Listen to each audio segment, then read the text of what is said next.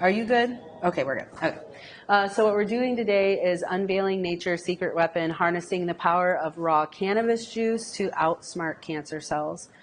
So ultimately, we're finding that THCA, or flower as itself in a whole, as a plant, a vegetable, is doing wonderful things for apoptosis of cancer, immune systems, especially with people that might have autoimmune problems such as MS and things of that nature. So we're going to teach you what those acids are, what they do, what transmitters actually connect to these, and then what that does to the cancer in the process. Oh, I do have to have this little disclaimer here. The following information is intended for purposes, educational purposes only, and does not constitute medical advice. We are not licensed certified healthcare professionals and do not have the authority to diagnose, treat, or prescribe any medical condition or intervention. So if you do decide that you want to use this as your source, you should always consult with your physician first, especially with your cancers. We definitely want to know what we're dealing with before we go into any approach, and that even exists with cannabis. So I'm going to give you a little precursor about where this presentation comes from. Today's presentation is powered by Lindsay Price with Holistic Enlightenment. My name is Brandi Rice, and I'm with Captain Kirk's Edibles, and thanks a lot. Pardon me. Thank you for allowing us to be a part of your weekend. We appreciate the chance to spread the green word among canna friends. Now, Lindsay's life has been shaped by watching her family pass from multiple types of cancers, and after all her years of research and education, she's learned that we could have prevented it by using cannabis therapeutically. And I want to start off with my most asked question is, can I treat myself with cannabis without getting high? Believe it or not, we get that question more often than not. And I say yes.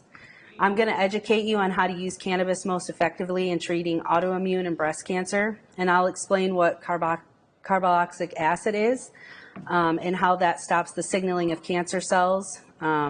And at the end of the day, we'll be exploring raw cannabis with therapeutic treatments for many conditions, including cancer and autoimmune diseases. Mahalo. So no task is too great when undertaken together. And this reminds us that we can accomplish anything together. So a lot of this is about sharing information for people who have been seeking it. I had a woman that came to our class and said within 5 minutes she got more information than anybody was willing to give her when she went to the doctors and things like that. So it's always important for us to be able to share our knowledge, and then you can use what you learn from us to seek it even further. So when cannabis is growing, it begins a life cycle by producing carboxyl acids, and those are the precursor to cannabinoids. So what that means is before we actually burn the cannabis, it's an acid. Basically, it's not going to make you feel high. You're not going to get any real euphoric effects from it. You could eat it like a vegetable, quite literally. They recommend 2 grams of leaves per day to kind of like help keep your immune system up. So once we do heat that, it does become decarboxylized, and that's where we get our THC that we all know and love, and CBD and CBN. Yeah, swear. Yeah, they have lots of cannabinoids in them that are like lettuce. Yes, and we kind of go over that a little bit later in some of this. So CBGA is the precursor to all cannabinoids. So every single cannabinoid, from their understanding, starts with CBGA, and then as they convert, they turn into CBD, CBG, or excuse me, CBG, CBG, or CBC, CBN, so on and so forth. But there's so many benefits to the acid. So it's a tumor inhibitor, so ultimately it's going to help stop tumors from growing altogether. It's a great anti-inflammatory, so if you're having any inflammatory problems, which almost every one of us has, it's good for that. Good antioxidant. So if you're not somebody that's eating enough vegetables or leafy greens or the things that help detox our body, you could get it there. Anxiety relief. Depression relief, epilepsy, so there have been some studies that show that it helps reduce tumors and tremors. Enhanced cognitive function. So basically what I mean by that is that they have people that their motor skills might be really slow, or I don't know if you've seen where some, pardon me, somebody's trying to join in on the Zoom. if somebody cannot like put something like a ball into a hole, if they use CBGA, they've shown improvement to where they can actually physically do those smaller things where they couldn't do before. Now, there are strains that are actually rich in this, such as white, sour OG, CBG, and Jack Frost. So I've seen Jack Frost around. I don't know if you guys have any of these specific strains in Hawaii, but if you see them, CBGA is most likely to be found in there. And that, again, this is if we didn't light it on fire. Yeah, you just eat it. Because once we light it on fire, now it turns into CBG. CBG is one of the best anti-inflammatories out there. It will take an ibuprofen and knock it on its ass. It's pretty awesome. So THCA is the non-psychoactive version of THC, and it's found in raw cannabis. As the plant dries, the THCA actually converts into THC. So what's neat about this compound is as it actually degrades, it does start to turn into THC on its own without fire. So air will also cause you to get more THC, and it's also been known to show more CBN, which is good for sleep. So if you're looking to get more sleep, some people even leave their cannabis out and let it kind of degrade a little bit to get that cannabinoid up there. This is a really great anti-inflammatory as well, and a pain reliever. So people that are suffering kind of like from multiple sclerosis pain, such as neuropathy and stuff, seem to find a lot of pain relief with THCA, and it has neuroprotective properties. And basically that's just helping our bodies regenerate cells. These strains, Garlic Cookies, Supreme OG, Garlicane, and Platinum Pancakes, are some strains that have been known to have high THC content. By knowing the strains that have the high THC content, that can help you grow these things at home and or seek out these strains in your dispensaries. It's so that way when you go home, if you want to juice it, which we'll talk about later, or eat it like leafy greens or something like that, you know that you're getting what you need for what you're specifically trying to treat yourself with. CBDA is a non-psychoactive cannabinoid. CBD is also non-psychoactive, so these two, the acid to the activated cannabinoid, actually work different with the receptors, and we will talk about what that means in a few slides later.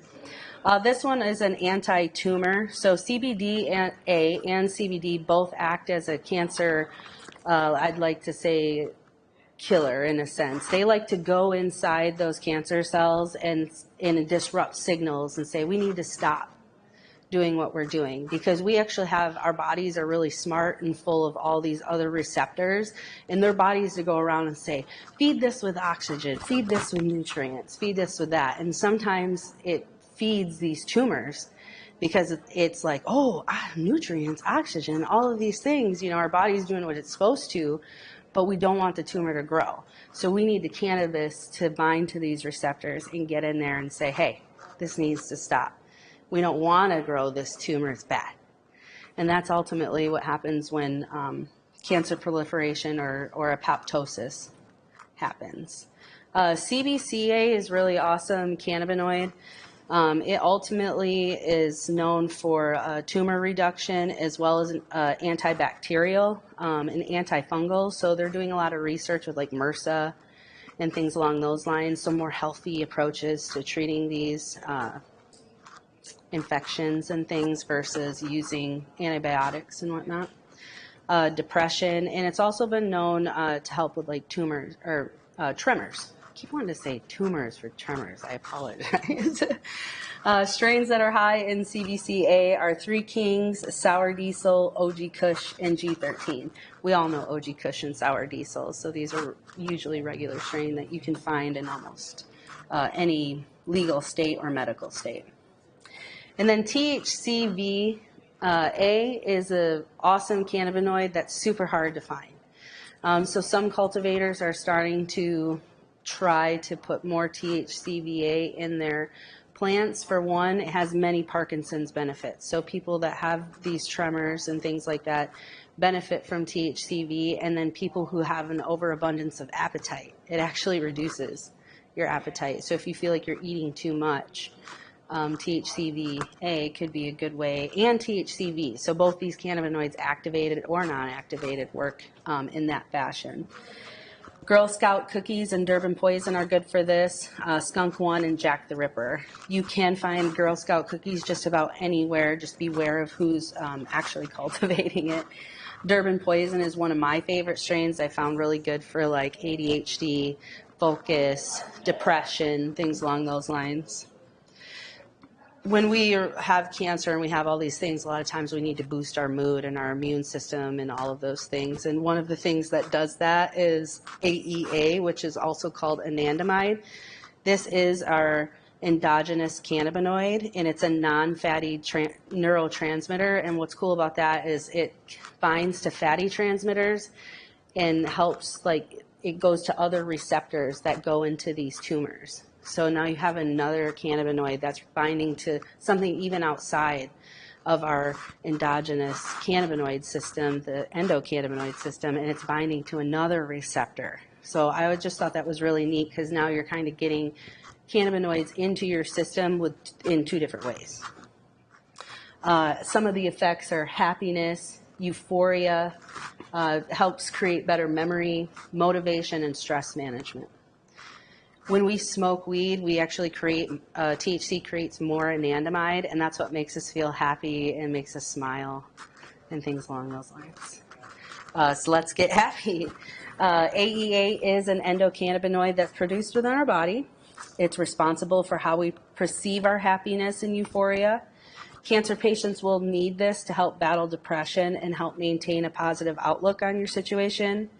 And AEA is a huge part of what will be disrupting the signaling and the growth of cancer. And we get a little bit more into that in a few more slides. And we're trying to disrupt the growth of cancer, and we want the THC and the CBDs and anandamide to do so. So how do we do that? These three acids here in our endocannabinoid system, we're going to explain kind of how these three bind to each other and then get into the tumor.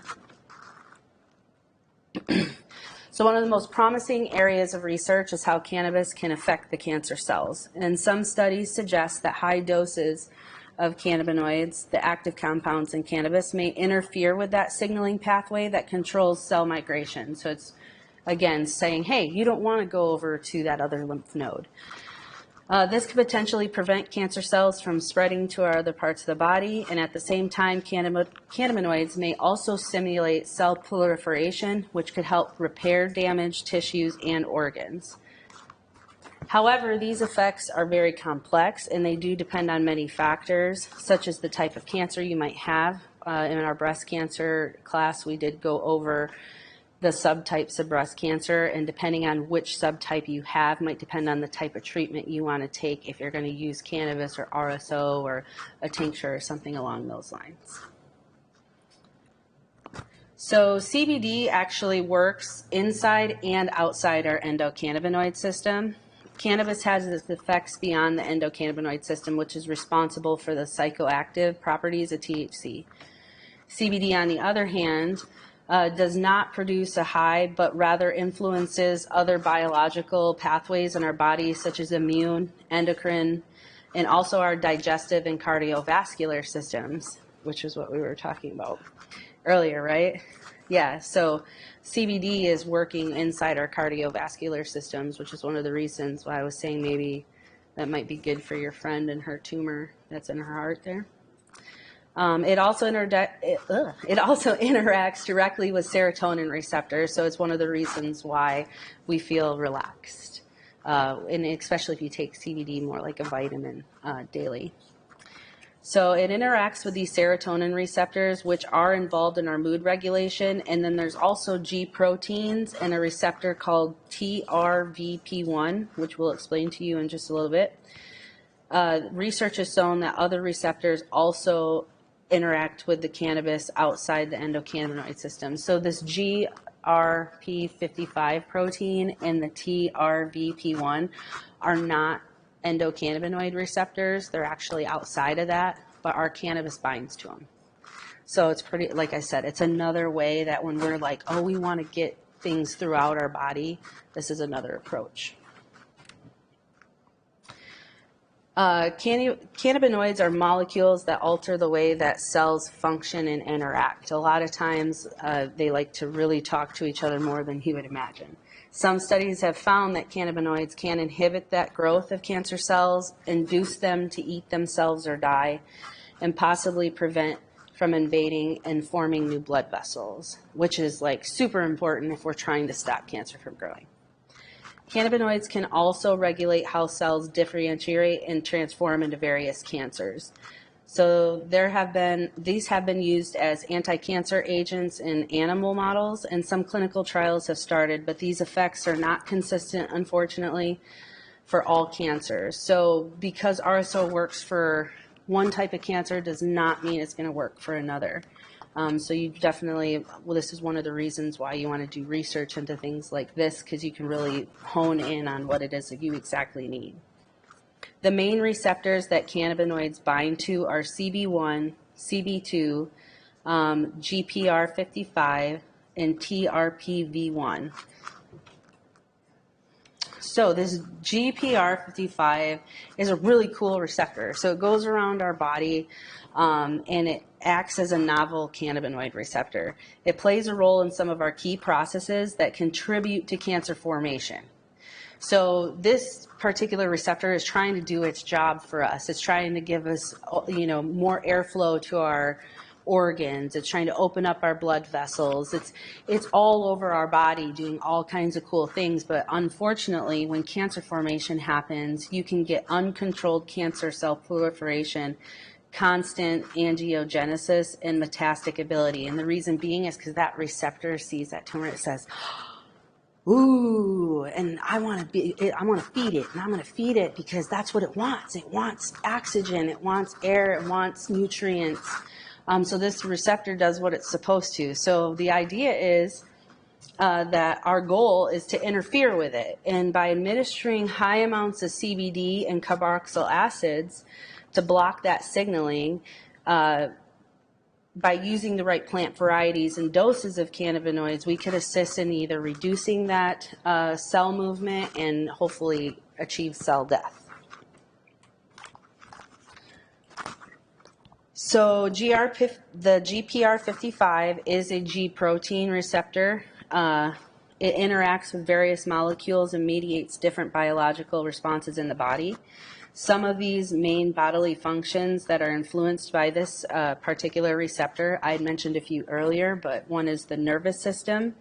So you can find this, it's highly present in our brain, particularly our cerebellum, and it modulates the activity of our dorsal root ganglia neurons, which is like our lower spinal cord, believe it or not, and affects inflammatory and neuropathic pain, which really makes a lot of sense. So if you have a lot of nerves in your spinal cord and things of that nature, and you're getting a lot of neuropathic pain and we're able to disrupt that pain, that's why people see a lot of pain relief from that. It's our immune system. So in blood, this particular molecule regulates the migration of neutrophils, and that may protect against oxidative damage. And basically what that means is like it produces white blood cells. So we can actually help regulate the overproduction of white blood cells, which is helpful in blood cancers and things along those lines. And then our bone, huh? I would. Of course I would. I actually even have Lindsay's information because I'm like presenting it. I understand it. But she's amazing. And if she says this is the type of cancer I have and this is what I'm looking for and all that stuff, she can directly give her the exact information that she needs versus me where I could give her the blanket of it. But Lindsay can really say, okay, and she'll go in and say, okay, it's this cancer. And she'll go into all her research and say, okay, this is what we need to start doing, and kind of go from there. And it's all over Zoom. It's horrible. And I couldn't even imagine trying to do it on your heart. That would just be a lot. So this receptor is also in our bone metabolism. So it does cause cells to break down bone, and it's been shown to regulate the function. So basically our bodies like break things down and rebuild them back up all the time. This is one of the receptors that does so, and then it's also present in our digestive system, which is what could really help with Crohn's and things like that. So TRVP1 and CBD, how do these receptors and the cannabinoids work together? So the TRPV1 channel is involved in sensing heat, acidity, and some chemicals. This channel also regulates pain, inflammation, and body temperature. So CBD can bind and modulate the TRPV1 receptor. CBD first activates it and then it desensitizes it. So this effect may contribute to CBD's potential anti-inflammatory and analgesic properties. Research has also found that CBD can make some nerve cells less sensitive to pain, and these nerve cells have the special TRPV1 receptor that reacts to the heat and the cold and many other things that can hurt. So that's a really good thing to know as far as if that's what's disrupting the pain and you can add CBD to it, you can find a lot more relief. CBD can stop a process that makes the TRPV1 more active and more likely to send those pain signals, and this could be a way that it helps improve nerve pain. I apologize, I remembered that on my own and then read it. So raw cannabis, we've basically been talking about raw cannabis this whole time, and again, those are the acids, and this is kind of teaching you how you can use those in your daily diet. Yeah, and so by juicing the plant, you're not activating the THC, so you could literally take heavier amounts all day without having to get those psychoactive effect. And yes, now it does take quite a bit. You need to take it fresh. So like the actual cola to athletes? Yeah, you can use all of it, the whole plant, throw it in. A lot of people, what they do is they take the fan leaves. So they'll take the fan leaves and things like that.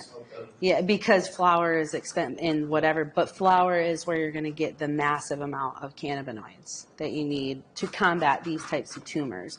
And then as you get healthier and your immune system grows, then you can maintain with more of the vegetative part of the plant versus the flower part of the plant.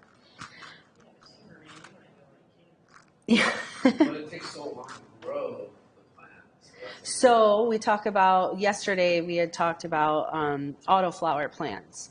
So the ruderalis autoflower plants are high in CBD. They still have some THC, but they autoflower within like 4 weeks. So within 8 weeks you are basically harvesting. However, it is more for personal use because they're small plants. You know, they're not going to produce a quarter pound of plant. They're going to produce like an ounce of plant.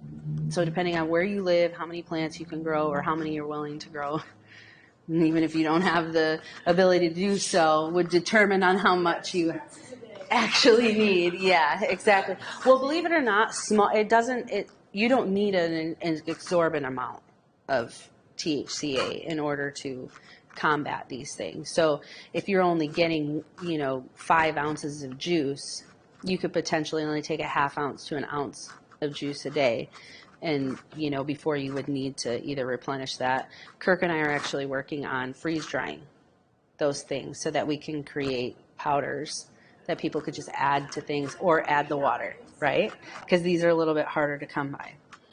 THCA is an anti-tumor, and it is cell-regulating properties, anti-inflammatory, anti-spasmodic, anti-nausea, and it boosts our immune system. CBDA can reduce nausea, relieve pain, lower inflammation, and promote healthy cell growth, which is super important when our body is trying to kill all of our healthy cells. Or if you're taking chemo, radiation, chemo pills, any of those types of things, CBDA can help rebuild some of the things that it's kicking down. Juicing is one of the most common ways people choose to start building raw cannabis into their diet. Here's the juicer. So you want to select a metastasizing or cold press juicer. That way it ensures that the juice remains raw. If you use any type of other juicer, they use heat.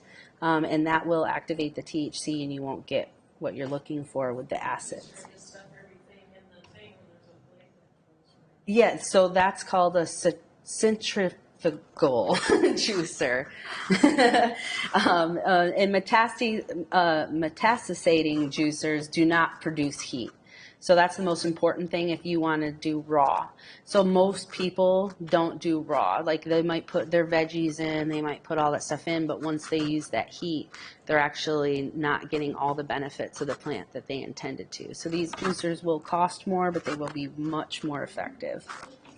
And these things are, you can toss in your smoothie any recipe really that with a smoothie. Most of these things taste pretty good. If you drink cannabis juice on its own, it's super tart. So, raw plants all the way around, even with cannabis, in general, retain more of their nutrients in contrast to their cooked counterparts. So that same context does apply to cannabis. This does not mean that you would want to entirely replace your CBD and THC that are activated with only carboxyl acids, because carboxyl acids and CBD and THC work great together. A recommended daily dose of carboxyl acids is 250 to 500 milligrams intake of phytocannabinoids per day. Phytocannabinoids are basically the little hairy crystals on the ends of our thing. That's THC and CBD. And those are non-psychoactive. Now, again, if you added heat to it, you would definitely feel the effects of the psychoactive parts of THC. So these are rich in essential nutrients, just even outside of cannabinoids. It's capable of preventing and healing many diseases. Since we cannot synthesize these essential nutrients, essential fatty acids, essential amino acids, fibers, enzymes, minerals, flavonoids, carotenoids, terpenes, this all exists within this one flower. And then we also don't want to forget about all of the phytocannabinoid acids as well, such as THC and CBA. Oops. So, where do we get this, right? Raw cannabis can be difficult to come by. The most straightforward source to get this is to grow your own. And or if you have somebody else who might have a farm or things of those natures, you might be able to speak with them and kind of figure out what can work for you. You want to ensure that the plant does not dry out to help maximize the raw cannabis benefits, and you should check your state and local laws about that, because some people can grow and some people cannot.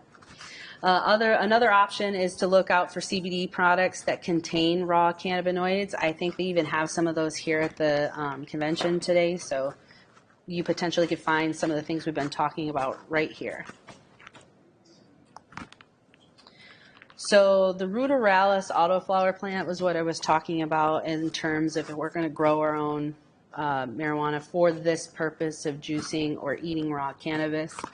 Autoflower is a hybrid cannabis plant that's crossed with a ruderalis plant. The mixture between these plant types of cannabis will grow in harsher weather, low light cycles, and it also has higher amounts of CBD.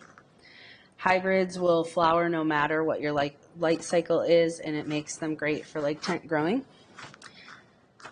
These are great for cancer or epileptic patients in need of fresh cannabis flowers to juice. Genetics are crucial when trying to treat your cancers. So always speak with your doctor, get exact clarity on what it is that you have so you can find the specific cannabinoids we're looking for to target. With the correct genetics, well, we can target cancer proliferation, which is what I was just saying there. And it's important to make sure that you understand how the best way to intake it as well, because there's so many ways. The raw cannabis, you eat it. Are you going to smoke it? Are we going to ingest it? Are we going to use it as a topical, a tincture? There's so many possibilities. So hybrids tend to have a lot of balanced effects. Hybrids can give you the best of both worlds by combining the effects of indica and sativas. This means that they can affect both your mind and body in different ways. Most everything's a hybrid anymore. There are very few landrace sativa strains, and in a few slides from here we're going to go over what strains do still exist that are straight sativa, straight indica, and it's like 5. So anandamide, we want to produce more of this anandamide because THC and CBD and the acids bind to this cannabinoid, which loves to go into tumors. And the more anandamide production we have, the more of it we can get into the tumors, the more we can help stop those from happening. So some of those strains that you can find that will produce high anandamide is Mimosa, CBD OG, Granddaddy Purple, White Widow, Blue Dream, Fast Eddie, and Stress Killer. And the last two are newer ones that have actually just come about the last few years. So we have come up with a blueberry Hawaiian canna smoothie bowl. We actually have used some of the local, I believe it is purple sweet potatoes. So if any of you are interested in taking this home, you can feel free to take a screenshot of it. It's just 1 shot of freshly pressed cannabis juice. As I was saying, remember, you don't need a whole lot to get what we're really looking for. You can always up your doses, but if you're just trying to maintain a healthy diet. A half a cup of frozen blueberries, a cup of ula, frozen and cooked, and a teaspoon of local honey, and a half a cup of almond milk. You always want to use local honey because that really helps with your allergies and things along those lines. If you buy honey that's from elsewhere, you might actually be getting like help from for other things that are in their regions that aren't as helpful from yours. And up here are some of the sources that we use to find our information. So if you're looking for more information on your own, these are good sources to like check out to get that information. And that's what I have for you today. Thank you so much.